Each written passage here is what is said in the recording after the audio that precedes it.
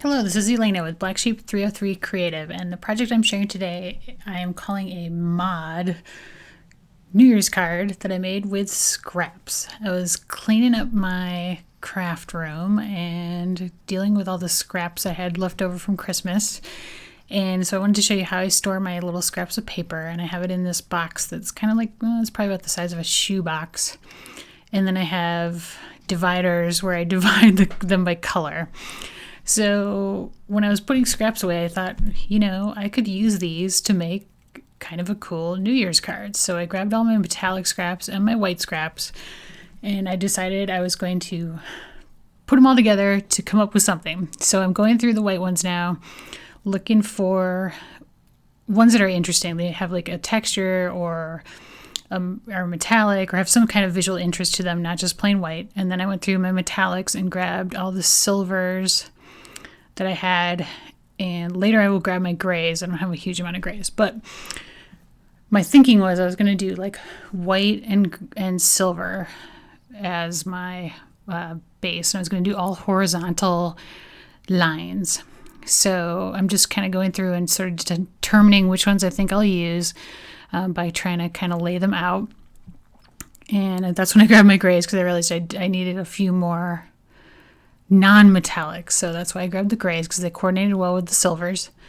And now I have cut them all into random little strips. I used my paper cutter and just kind of randomly cut them down. Now I'm going to use this embossed piece as my background. This is like one that I clearly screwed up, and you can see it's kind of missing bits out of the bottom. And so now I'm just trying to decide how am I going to arrange these in an interesting pattern onto the back of this card. So my goal here is kind of to arrange them in a way that's visually balanced. So like the grays will balance each other and, not be too much against the white. And then also have some interesting whites intermixed that aren't too boring or, plain. So this takes me a little bit of time. And I do at one point decide I have too many grays, but we'll get to that in a second. So I decided that I didn't want them all to go just across like as stripes. Some of them were, obviously fall shorter. Some of them do go all the way across. I do add some random bits here and there into like the ends. And this is where I kind of decided I need some gold. So I did add in a little bit of gold. And there you can see I'm kind of filling in extras at the ends with different pieces of white to add like some textural interest. And there I'm kind of pulling another piece of the polka dot-y one back to kind of balance off that other polka dot one that's right under the big piece of silver. And the big piece of silver seems to be taking up a lot of attention, so I kind of toned it down with a bit of white on top of it. Now to adhere these all down, I decided I would use my Xyron X adhesive runner. And I don't use this that often. I often forget I have it. So I decided this would work well for this. I have problems with this thing with anything that's got curves to it, because you really have to like press down around the item that you're trying to put adhesive on, like around all the edges to get the adhesive to not stick to the edges of the item. Now with strips like this that are just straight, it was super easy to work with. And so for this kind of thing, I think this works great.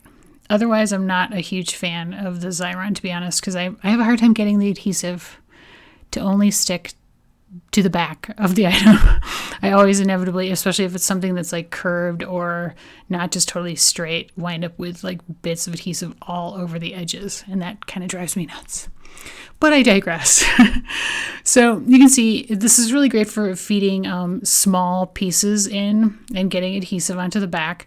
And since that one piece was really long and the first piece was kind of short, I'm feeding in a second piece along with that shorter first piece, so I don't waste too much of this. There is a fair amount of waste with this, so I try to use as much of it as I can, so as not to be, too wasteful, I guess. And so you get the idea. This is how I wound up taping or adhering down all of these various stripes onto this sheet. Is basically I'm going to use the Xyron to do that. So now I've done it all, and I've added the greeting, which I just typed out on Word, which is just Happy New Year, and then I've added some sequins around it, but I wanted to talk a little bit about why this works visually. And so you can see there's kind of this diagonal line, or two diagonal lines that are being created by this stair-steppery effect of the grays, kind of from the top to the middle, and then over. It's like from the top right to the middle, and then over to the bottom right again. And that is kind of how your eye is drawn to the greeting. And then what also helps with this is obviously the sequins, because those create attention. And so I'm going to adhere those down with the multimedia mat, and I'm going to pop the back or the greeting up with some foam tape, just to make it a little bit more interesting.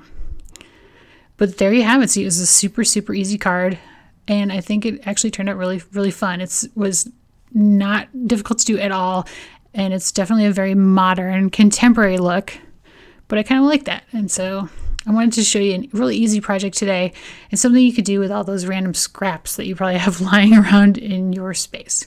And there's a good close-up of sort of the different textures on the whites, and I think that's also what helps make the whites interesting, is like they're textural and they're not just flat. So a couple things to bear in mind when you're kind of laying out a fairly simple card. So I hope I've given you a little inspiration in that area. Thank you so much for watching. I always appreciate it. As usual, there is a supply list link below in the video description and on my blog. If you like the video, please give me a thumbs up, and I'd love to hear from you, and so leave me a comment. Thanks. Have a great day.